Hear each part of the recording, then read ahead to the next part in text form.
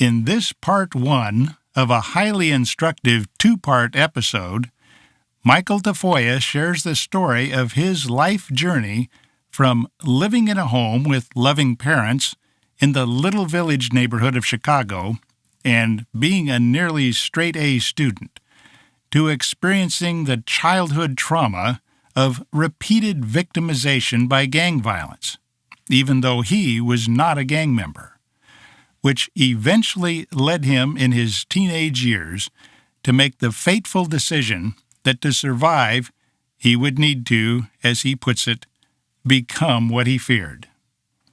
He tells how he picked up the gun and became one of the most feared gang members in his neighborhood, which set him on a path leading, ultimately, only a few days after his 18th birthday, to shoot and kill a rival gang member and wound another. He describes his lengthy prison experience, starting in maximum security, and how he came to make the dangerous decision to change his life. Dangerous because of potential punishment from leaders of his gang who were in prison with him, as well as vulnerability to retaliation from members of the rival gang of his victims. He describes how, during the latter part of his incarceration in the Danville Correctional Center, his participation in the in-prison Education Justice Project of the University of Illinois at Urbana-Champaign was a transformational experience for him, not only because of what he learned and the college degree he earned, but because of how he was treated as a human being and scholar. This part one ends with Michael saying, "In 2018, when I was released, is when the next chapter of my life starts." You won't want to miss hearing the rest of the story, the most important part, about who Michael is and what he is doing today. But first, let's listen to part one. This is Justice Voices, stories that need to be told, voices that need to be heard. Welcome to Justice Voices. I'm your host, David Risley. Our guest today is Michael Tafolla. Michael, welcome to the program. It's my pleasure to be here. Michael, when you and I first met, back when I was working in the governor's office as Director of Public Safety Policy, as I listened to you tell your story, and as over the next ensuing few months, year, I heard you share your insights and perspective in various meetings that we both attended. The thought was in my mind, this is a young man with a story that needs to be told, with perspectives that need to be heard. And this is your opportunity to do that. That's a lot to try to encompass, but I'll do my best. I think that we fail to realize how we as a society fail our communities. We fail our youth in various ways, shapes, and forms. Obviously, it starts with the family structure, and there's many communities that lack that. There's no father figures in the house. There's no male figures, or at least positive ones in the community. Then we go into the education system, and they're overwhelmed, not supported well enough, which continues the pathway, right, to a negative outcome. We have the justice system, the policing that's disconnected from the communities that it's serving. Then we have these sentences and the time served, which really doesn't rehabilitate someone or put someone in a position to succeed when they come back out. And once they come out, they're basically lost, not knowing which way to go and where to find success, since you continue to carry this X on your back, and it's like imprinted on your forehead every time you try to do a job interview, every time you try to get an apartment, and it continues to hold you back. So I think that as a society, we fail to recognize that we have human beings who need to be nurtured, and we need a system in place that could support them in a very healthy way. Well, people who have been listening to this podcast have heard me say repeatedly that, in my view, we need to move in our criminal justice system and the way we imagine criminal and practice criminal justice from a punishment paradigm to a problem-solving paradigm. And you can't solve a problem until you first understand the problem to be solved. Now, we usually think that coming up with the solutions is the hardest thing. I'm not so sure that's true. I think the most challenging thing is overcoming biases, preconceived ideas, assumptions, and all those things that are built into our cultural lens that we view the criminal justice system through, and really understand the problem that we're trying to solve. Because if we really understand that problem, which is one of the purposes of this program, then I think the solutions tend to come into much clearer focus. And without really understanding the problem, the solutions that are needed may not resonate with people, may not make as much sense. So let's focus first on the problem, and let's talk about the community that you came from and the circumstances, including your own personal choices, that led to you going to prison. Yeah, so I grew up in Little Village. I was born in 1980, so I grew up there in the 80s and in the 90s. It's in Chicago. It's towards the west side. It's mostly Mexican, predominantly Mexican. So that neighborhood, it's poor. My father came from Mexico at the age of approximately 17. My mother came from Puerto Rico at about the age of 14. Neither could speak English. They ended up meeting at a park and, got married and had me and my two brothers. My father worked all the time, 6 days a week at a factory, anywhere between 8 and 12 hours a day. My mother was a stay-at-home mom, very present, very loving.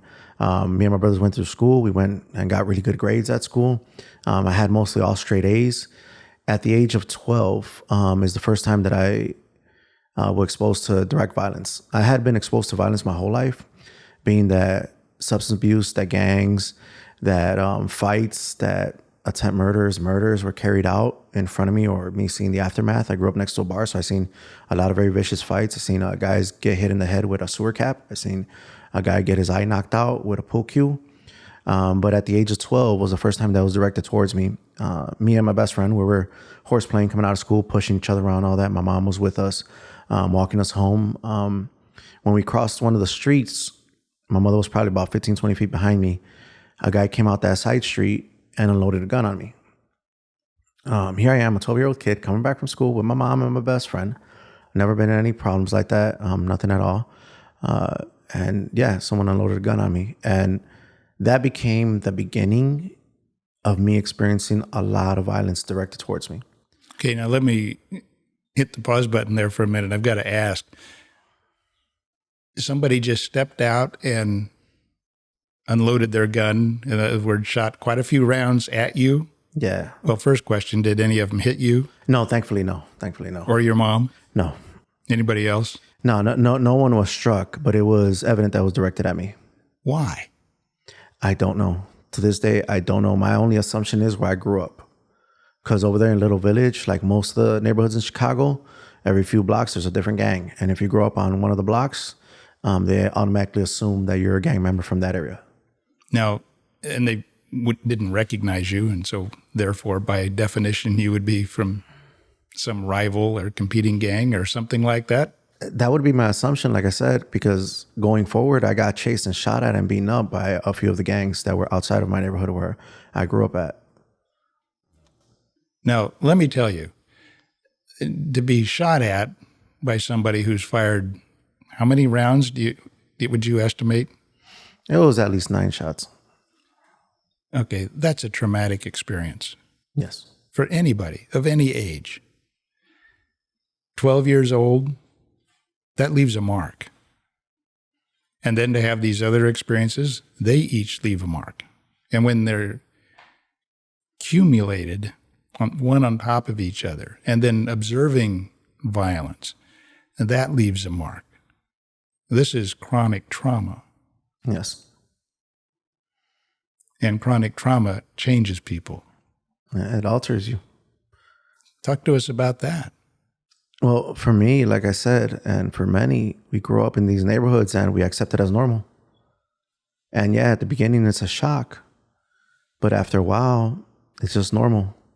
At the time, I didn't know, but you develop a new normal. Yeah, your whole system changes over, and you adapt to your surroundings. And now you become in this survival mode of fight, flight, or freeze. So when shootings will happen where normal people might be in shock, I would be like in combat mode and looking to duck and run and see where it was coming from. So I could figure out what my next step was going to be. Because I definitely didn't want to run down the street where they were shooting from or where they could come from. So I would turn around and go the other way, whatever was the easiest route. But yeah, it becomes a second nature to you, sadly. Well, when that's part of the environment that you're growing up in during your developmental years, it would be unrealistic to expect that you'd end up with the same career aspirations or even ability to concentrate or motivation to concentrate on subjects in school and studies and things of that sort, that we would hope people at that age would be able to think about, concentrate on, devote themselves to have an eye toward a future. Well, if your eye is toward survival rather than a future, your whole perspective, your trajectory in life has changed, in addition to the trauma and the effects of that. So these things are accumulating in your story already. Yeah. So after this incident, like I said, it became prominent where I got chased, I got shot at, I got beaten up. At the age of 14, I graduated 8th grade. I went on to high school. I was accepted to 2 schools. One was one of the better public schools in Morgan Park on 111th and Morgan on the south side of Chicago, far south side. And the other one was a local high school, Farragut High School, which is known to be one of the worst high schools in Chicago, dealing with a lot of gang violence, high dropout rates, and even racial violence. I went there. I went to Morgan Park for the first approximately 2 months, and I had straight A's. I would wake up at about 5 o'clock in the morning and get home at about 5 o'clock at night just because of the long bus ride and everything. And I got tired of doing that for about 2 months because I had no type of life. I would wake up tired. I'll go to school, come back. I'll be tired. I'll just go to sleep. Wouldn't see my friends or nothing till the weekend. So I asked my parents if I could transfer to the local high school. They said, yeah, of course, especially since I was doing so good. I go to my local high school, and within 2 weeks, I dropped out. Why? That place... I went from going to school to going like into a jungle. You walk into the school, they have these metal detectors, heavy policing. It doesn't feel like you're walking into school. And then once you go in there, it's just wild. The way people act, the threats of violence. On the 4th floor, I remember people used to be getting high and drinking in the bathrooms. And people would just show up for a little while and then they'll take off, they'll cut school and everything. And it was just normal. I knew way too many people. So within 2 weeks, I ended up falling in line and doing what everybody else did. And I dropped out. I quickly realized that I could pick up the phone every day at home at about 3:30 when the automated school system would call to inform my parents that I didn't go to school so my parents wouldn't find out. I quickly found out that if I didn't miss division once a month, that I wouldn't get dropped from school. So I would go to school once a month up until 3rd period where I had to go to division, and then I would cut school and not come back for a month. And I did that for a while until my parents finally realized what was going on. Okay, let's hit the pause button again here. So you've had 2 different school experiences, education experiences. You've probably thought, how would my life be different if I hadn't switched schools? What do you think? Well, yeah, I did a lot of that 20 years incarcerated. Yeah, what ifs. A lot of time to think. Yeah, definitely. But yeah, I dropped out of school, and then I still wasn't a really bad kid. Like all I would do was smoke weed and go to daytimes with my friends and hang out all the time. That was basically like my life purpose at the moment, was just hanging out with my friends. It wasn't until the age of 16 where the next big thing happened in my life. At the age of 16 in the summertime, my brother, he's 7 years older than me. I have 2 brothers, they're twins. My brother was walking with his girlfriend in the neighborhood. They went into one of the small grocery stores to buy something to drink. And when they went in there, this is the time when they used to have arcades inside the grocery stores and people would hang out in there. There were some gang members from another area in there playing, and they noticed my brother, and everybody knew my brothers are twins. They were popular. They could walk anywhere free. They started telling him how they were going to kill me. And yeah, that they were at me, this, that, and everything. And my brother tried calming him down and defending me, like in a healthy way, explaining to him that our family doesn't gangbang. We're not involved with that. Like he knows that I've been chased, I've been shot at, I've been beaten up, but I don't gangbang. Like that's not in our family. Well, I guess they got tired of him speaking, so they jumped him and they beat him up. They slapped his girlfriend around too. It was around 5 o'clock at night. I used to always cook dinner with my mom, and I was right there cooking dinner. My brother came and his girlfriend came. My mom went over there to greet them and talk to them. When I look over, I see my mom crying. I run over to the living room, and long story short, I end up slapping the cap off my brother's head to see his face. And his face was really bad. Really, really bad. And I look over to his girlfriend and I see the side of her face is red. Now I'm standing in the living room at the age of 16, feeling that it's my fault that my brother just got jumped. Because he was defending you. Yeah. Like I brought this on my family, you know, even though that's not the case, but at the time, that's what I thought. So now what do? How do I protect my family? It's no longer about protecting myself. I've been doing pretty good at that for 4 years at that time. Basically just running away from things and being alert. So now what do? It's my fault. What do? I can't call the cops. One is that we'll be known as snitches, as stool pigeons, which will bring a whole bunch of negativity to my family. The other thing is, what are the cops going to do? Nothing. There's nothing to be done. Worst case scenario, it was a fight. They're going to arrest a few people and let them go the same day. Yet we're still labeled as snitches, as stool pigeons, as rats. Yeah, from the police perspective, just because you say something happened or so-and-so did it, that's not enough to make a case that's going to stick. Yeah. So I did what I knew. And at the age of 16, that same day, within 30 minutes, I was talking to a friend that I had grown up with, gone to school with, that was in a gang. And I asked them for a gun. And they gave it to me. And within a few minutes later, I was in the other people's, the other guy's territory, standing in the middle of the street with a gun on me while they laughed at me across the street, knowing that they just jumped my brother and they're getting ready to jump me. Well, all the laughing stopped when I pulled out the gun and I started shooting. At the time, I was yelling at them, trying to explain it, and they were laughing at me and I was crying. My voice was cracking. And I still tried. I tried to explain, but when I realized they weren't going to listen is when I just shot. And that's something common in trauma. In order to stop that which you fear, you become it, to cease fearing it. So for the next 2 years of my life, that's what I dedicated myself to, becoming the most feared individual in that area so that my family could be safe. I don't know if you've heard of a criminologist by the name of Lonnie Athens, but I did a couple of episodes of this program on a process that he calls violentization, which is a progressive, it's almost like a disease, but it is a adaptive reaction to chronic trauma as people who are victims of violence gradually go through, starting with a period of defiance and belligerence, to becoming what they fear, in the sense that they conclude this is a dog-eat-dog world, and if you're going to survive, you've got to be a bigger dog, and people have to fear you. So they become people who are feared because they are more violent than the people they are afraid would be violent to them. And it just keeps on going from there because they develop a reputation. Now you can't back away from it because then you would be vulnerable to retaliation, and the process just escalates. He calls this progressive process violentization. So if anybody who's listening is interested in that, then go back to the two episodes about this process of violentization. But what you've described is this classic process of violentization as an adaptive reaction to chronic trauma and fear of violence and, as you put it, becoming what you fear. Yeah.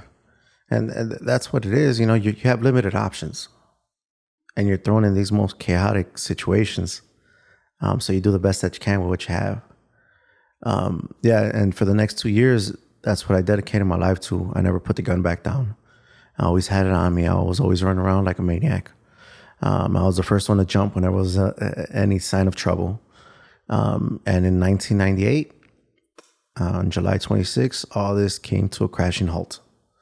When at about, I believe it was 3:30 in the morning, I jumped in a car with two of my friends, and we drove a couple blocks, and I jumped out. One was the getaway driver, the other one was the lookout, and I was the shooter.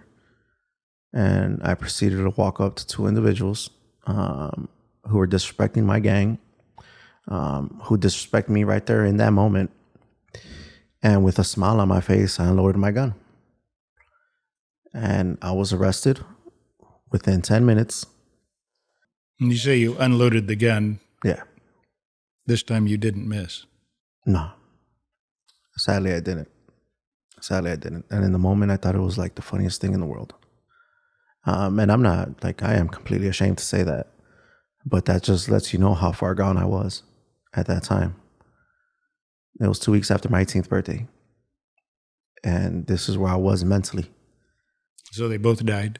One did. One died. And yeah, so I was charged with murder and attempt murder. So when I was arrested, the two guys with me, they told on me. They signed statements against me. They weren't charged at all.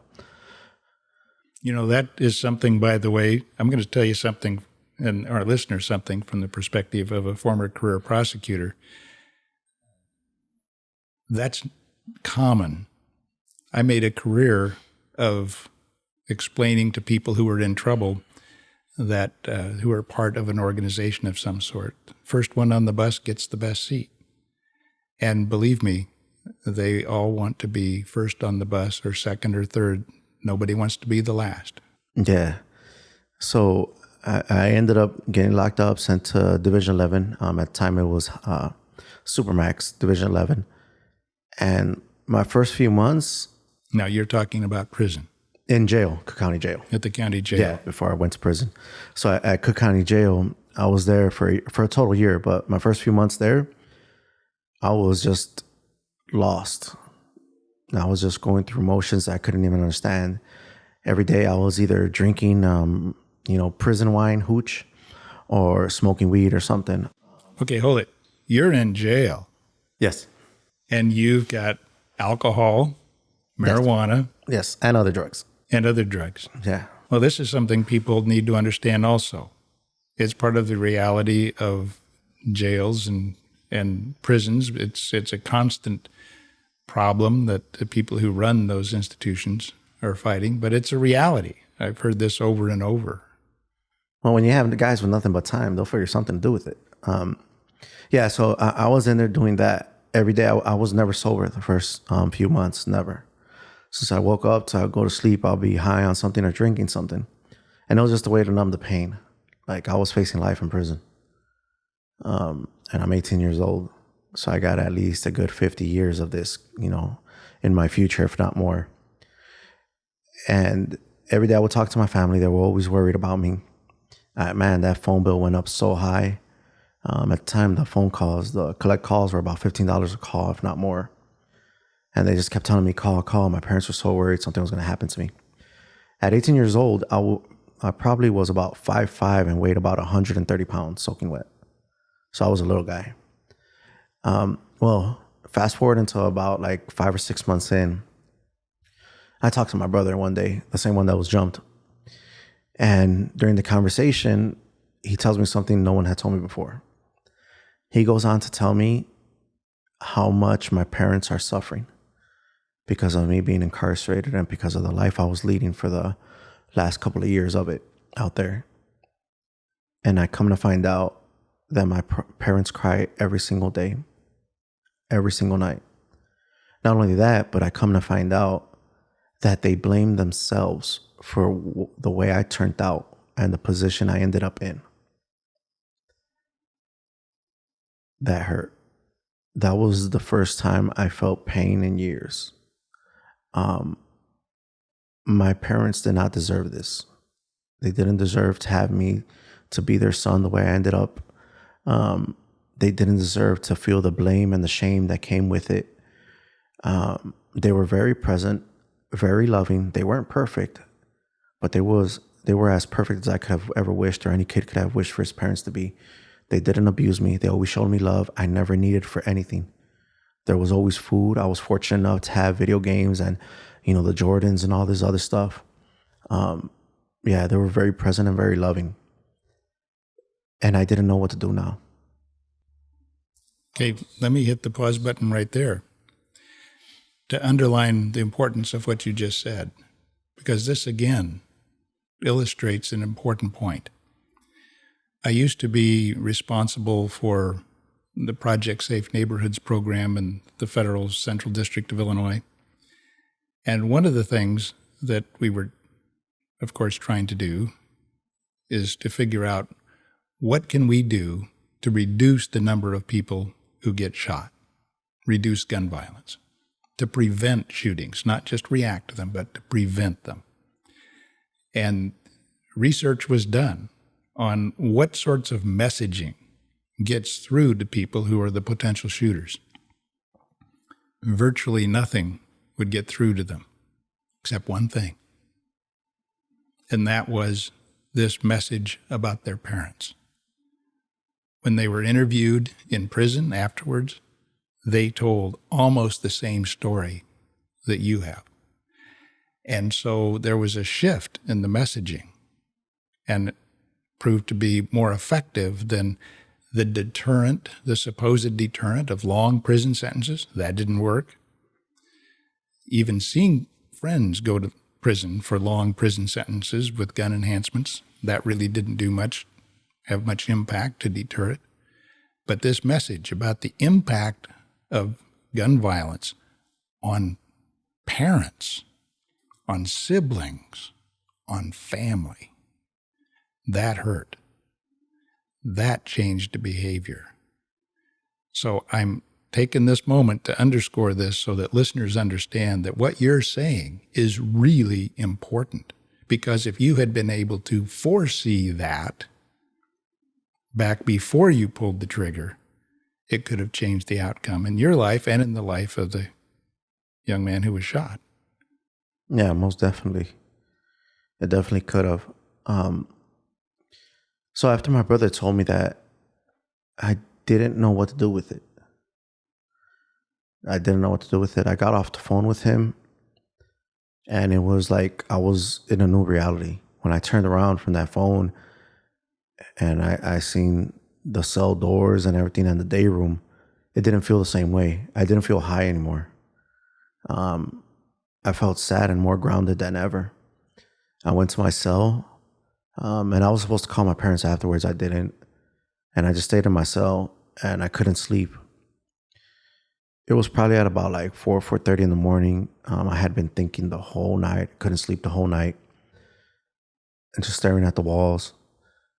And I came up with the best idea I could as an 18-year-old for me at that time. I can't change my outcome. I'm sitting in jail. I'm facing life. It is what it is. I have no control over that. But what I can do is change the future pain I caused my parents. And all I could do is stop doing dumb stuff, negative stuff. That same day, I left the gang. I didn't pick up another drink or another drug. And I was so scared because of my case, because of the reputation I had built outside the jail and the community for those 2 years that I was actively gangbanging, actively shooting. A lot of people wanted me dead. See, that's what I was saying. You can't just walk away from it safely once you've developed that reputation and engaged in acts of violence. Yeah, I ended up leaving the gang, and I was just scared. And there was a couple of times that really, really rattled me. The first one was a couple of days later when I got the response from my gang, and they told me to come to church. Often that's not a good sign.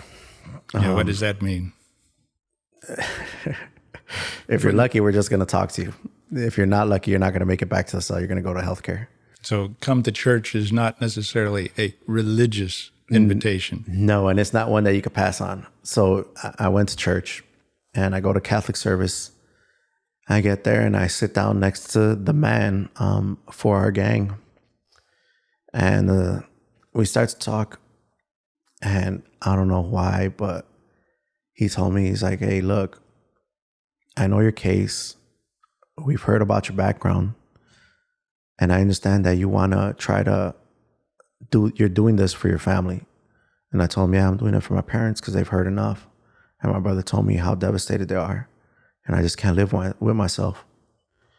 And he went on to tell me that I was okay. I had put in enough work. I was leaving in good standing. He knew that in my case, the circumstances behind it and how I got told on everything. And he told me that I was okay, that nobody was going to mess with me, at least not from our end. Yeah, and I was able to walk away, which is surprisingly given the gang that I was a part of at the time. Then a couple of weeks later, I was talking or probably a couple months later, I should say, I started talking at the end of church services, trying to give people like my testimony and what I did and trying to encourage them to do something positive, to think about their family, trying to inspire them.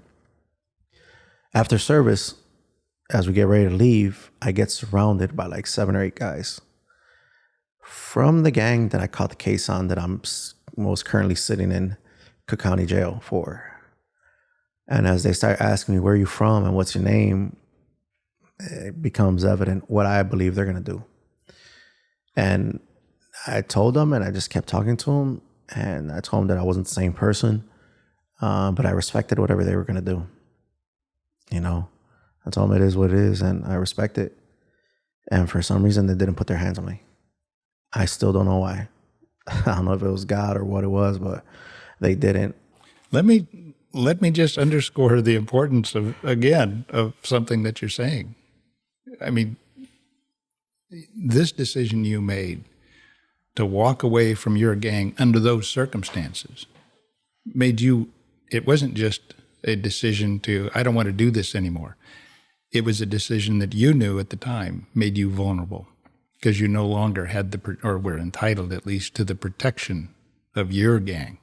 And you were vulnerable to the gang of the victims of your crime for which you were in jail at that time.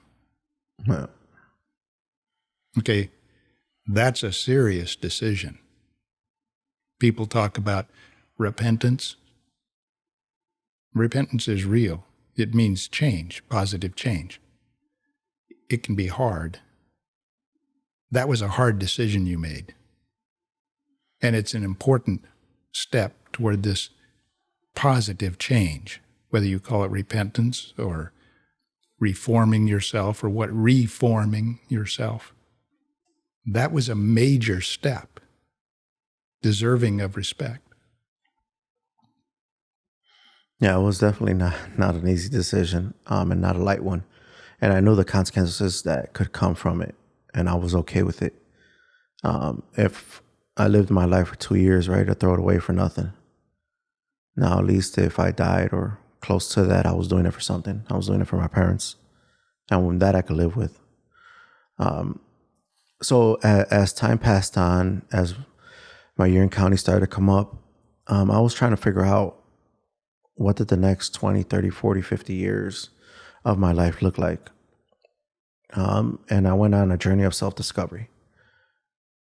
And I started reading every bit of knowledge that I could about man, about self.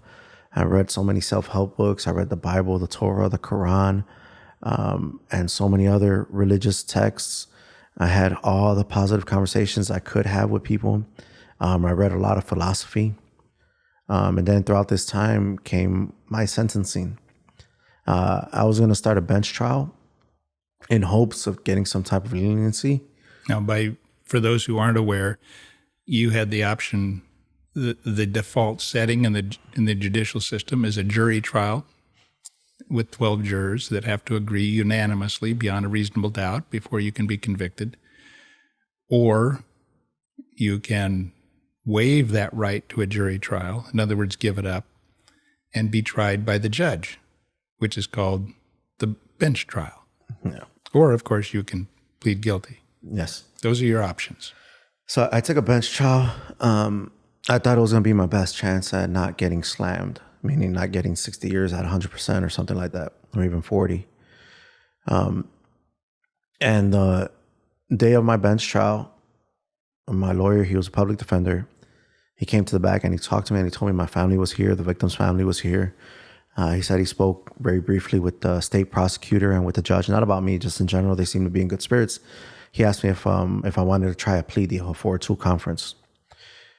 And I told him, man, like, what the heck? What's that?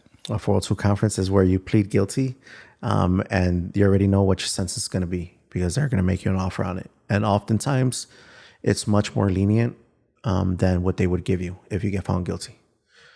So he went in, had the 402 conference with the state's attorney, and he came back to me and he told me they're willing to offer you 20 years for murder and drop the attempt murder.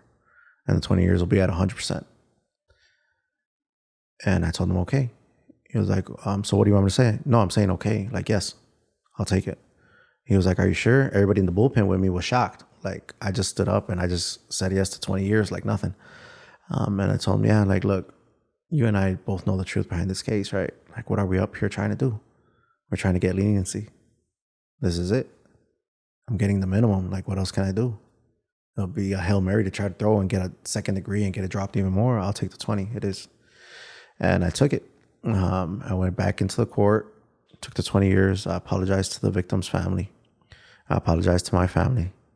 And I accepted it. Now, in the federal system, we call that acceptance of responsibility. And even in the federal sentencing guidelines, it can result in a lower sentence. Not necessarily a lot lower sentence, but someone who accepts responsibility for their criminal actions poses far less threat of repeat criminal behavior than someone who is defiant, belligerent, all these signs of continuing violentization. Yeah, so I took the time. After that, I was able to see my family. I was able to see my girlfriend at the time. And I was, obviously we were all crying and I told them, I'll be home soon. I'll be home soon. And yeah, I asked for a month's stay to see my family because I didn't know which prison I was going to get sent to. I didn't know if my family was going to be able to visit me. And a month later, I made my journey onto Stateville through Joliet. And going into Joliet and going into Stateville, oh my God. I thought I was scared in county, but going to prison, you see nothing but metal bars. You see nothing but a bunch of guards with a lot of guns, rifles and shotguns. You walk in and there's nothing but grown men around you. All of them had a lot of muscles. They were very big. Yeah, that was something else. I remember when I finally got to Stateville and I was assigned my cell and I'm walking down the walk and all you see is concrete and steel. And you make it to the building and you see that it's 4 stories. And you walk in and you have to go up the stairs to the 4th floor, which was referred to as a gallery. And you're walking down the gallery with your cart, with your 2 boxes and your mattress. And as you're walking down this gallery, on the left side and right side, there's bars. But on the left side, you can see the windows where there's a catwalk. And there's a guy walking around up there with a shotgun. And on the right side, you don't want to look because you're going to see people in their cells. And some of them are pooping. Some of them are taking the bath. Some of them are sleeping or reading. And you walk all the way down to your cell. And then once you walk in your cell, you hear the pretty rattling sound of the cell being locked. And this is the beginning of the next 19 years of my life. And right there, once again, it was starting from scratch. Day one all over again. I have to reestablish myself in a new way. I have to talk about my past. And let's see if something bad doesn't happen. Well, it took a couple months after I got there that I finally talked about my past. My thought process was let them get to know me for who I am. Just as Michael, this 19-year-old kid. And then after they get to know me, then I'll tell them who I am because eventually they're going to find out. And it's better that they find out from you than from someone else. Still a little guy. Yes. Yeah. No, I wasn't. Still 5'5", still probably gained like 5 pounds. Yeah. So one day we go to chow. It's dinner time. And when we go over there, I started talking to one of the guys. I'm like, hey, I'm going to send you some paperwork. I need to talk to you about something. And we could talk in the morning. When they call Yard, he's like, yeah. I'm like, so if you can, just keep it to yourself. He's like, no, not a problem. And this guy had status for my former gang. And I go to the cell, I get the envelope with all my legal paperwork concerning my case. I seal it. I send it to him. He gets it. He opens it. He reads it. We come out the next morning. First thing I tell him is, I'm sorry I didn't say nothing. I don't mean it in a disrespectful way. I just want you guys to get to know me first. As you can tell, I'm not running from anything. And whatever you guys decide, it is what it is. The one thing I will tell you is that I'm not going to go to protective custody. Meaning that oftentimes in a gang, when you do something wrong or you leave, you may be given a break. And the break is for you to go to protective custody, which is get out of general population and go where everybody is there because they're going to be killed if they stay in general population because they told on somebody because of the type of case they have, or they might have stole from the wrong person or whatever in their time in prison. And that was just a mark of shame that I couldn't live with. I was willing to live with any outcome that they came up with but that. So then he's like, all right, I'll see what's up. So once again, about 2-3 days pass. That's time we come to the yard. And I go to the yard. And sure enough, I see them in their little groups, and I have to walk up to one of them. And the other groups look like they're positioned for me not to run away or go get help from the guard or anything like that. So I walk up to them, and they ask me what's going on, and I tell them everything. And I apologize to them. And I told them, whatever you guys decide, I'm okay with that, and I'm going to accept it. If you want me to go somewhere or whatever it is. But I'm not going to go to PC because I can't. I just can't do that. And they're like, okay. They talked about it, told me to wait. I come back, and I don't know if it was by the grace of God or what, but they just punched me in my shoulder and told me I was okay. And that they respected everything that I did the way I did, and everything came back clean on me. I think what really saved me was the fact that I was a 19-year-old kid, and a lot of them looked at me as their son or their little brother. By this time, I had developed a very charismatic and joking way about me. And being a kid in Stateville or in any other max prison, you're like a shining light to these guys that don't have a life, and they're going to die in prison. They can't see their children. They can't see their nephews and their nieces. Most of them have lost all those relationships anyways. So I think honestly, like, that was the part that saved me. Well, and you were a stand-up guy. You were a stand-up guy in the gang, but then you were a stand-up guy in leaving the gang. Yeah, not so many people take that route. They actually try to like maneuver their way. They're trying to be slick and stuff like that. That could be taken very disrespectfully instead of just being forthright. Yeah, so I left the gang, and like I said, I was just in a journey of self-discovery. And I kept trying to study on my own and ask questions to anybody that was older than me that knew about life or seemed to know about it. By the time I transferred, after being there 2.5 years, I think I figured out who I was, and who I wanted to be. I think that I figured out that I was the person that my mother intended me to be. She raised me with a lot of love. She always raised me with a way of thinking of others first, and that's just who I became. And my purpose in life was to be there for others. And when I went to the next institution, I was trying to go to school. It took me actually 7 years to get into school. I didn't have my GED or high school diploma, but because of my time, I couldn't be allowed into school any sooner. And I was helping people. I was mentoring them. I was tutoring them. I became a certified peer educator. I finally got into school. What does a certified peer educator mean? So I became a certified peer educator through the Illinois Department of Public Health. And what that meant was that I was certified to facilitate and to present information regarding to HIV, AIDS, hepatitis A, B, and C, and sexually transmitted infections. And I would do that in several different classes in prison. And then I got my GED, and I got that pretty fast. And then I enrolled in community college. But how long did it take you before you were into the program, the GED program? It took me over 7 years. I think it was 2005 or 2006 when I finally got in.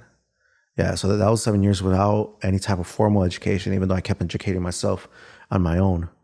Like, I studied math and everything on my own as well, the basic stuff, as well as, philosophy and everything else. So when I got into school, I was really good at writing. I was really good at reading. I was really good at comprehension, mathematics, and everything. I got a pretty high score on my test. I was the first one to finish the GED test when I took it. I got into community college. That journey started. That journey took about probably 7 or 8 years just because it was so difficult for me to get mandatory classes. Tell me about that. What institution were you at where you were able to go to community college? It started in Mount Sterling, Illinois. That's where I was, and where I started, but they offered so few classes. So I was only able to take 2 classes each semester. There's 4 semesters a year. Sometimes I would be able to take a third one. And then sometimes they would stop because of lockdown. So they put us on lockdown. Nobody could come out. No teachers could come in. So you couldn't finish the class. And then from there, I went to Danville, Illinois.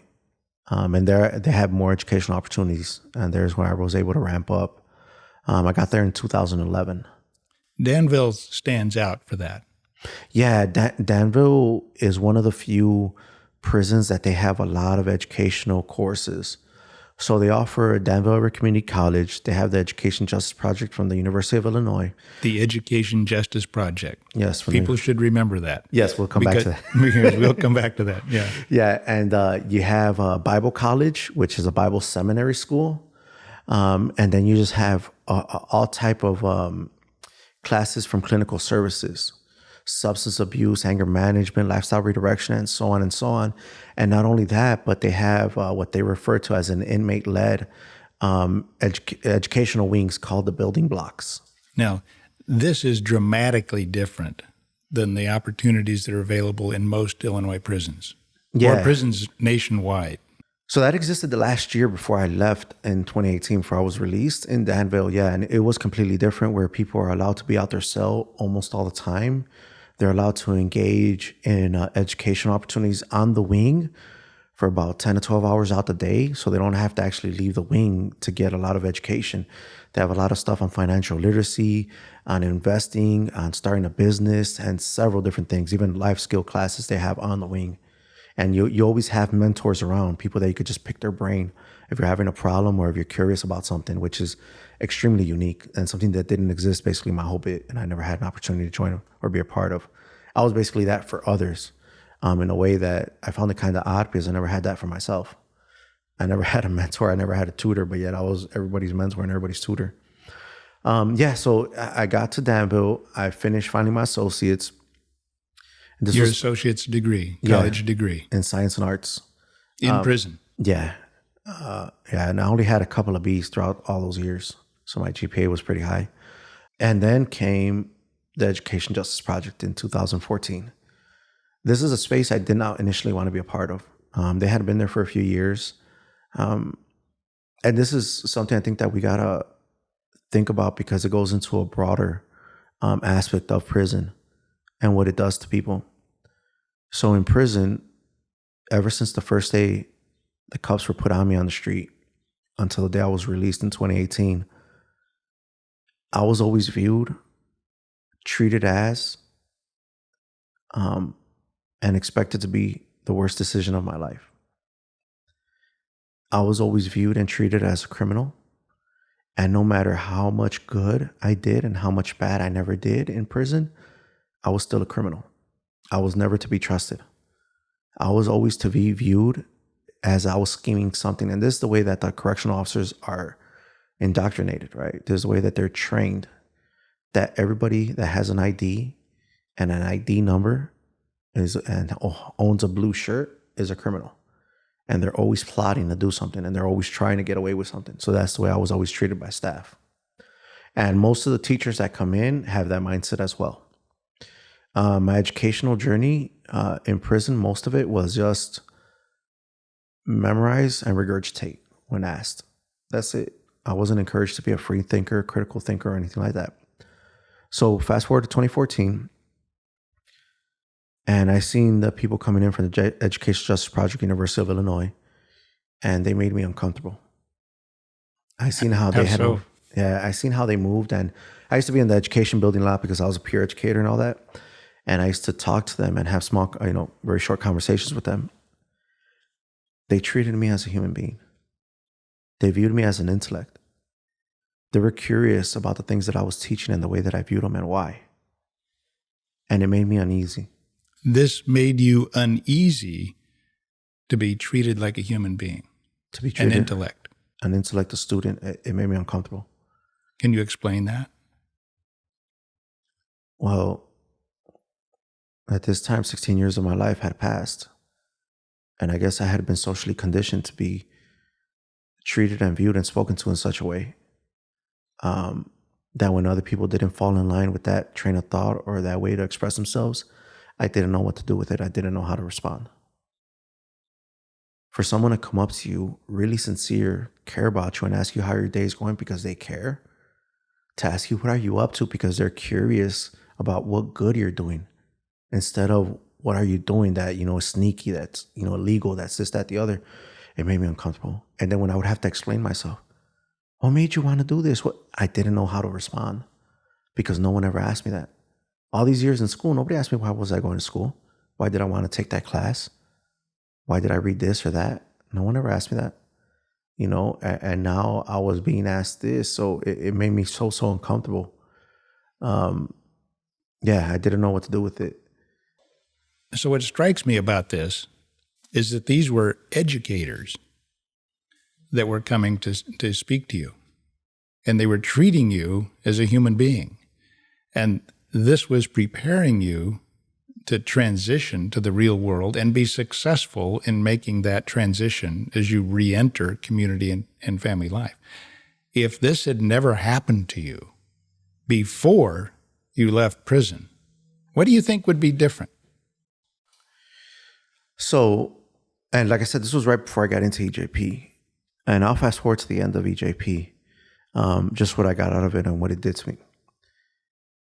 I credit EJP with not saving my life, right? I did that on my own when I was 18 years old and I changed my life. But I credit them with saving my humanity.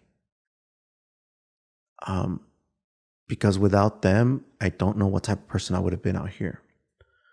So eventually I ended up making the decision to join EJP in 2014. Again, this is the Education Justice Project. Yes, from the University of Illinois in Urbana-Champaign.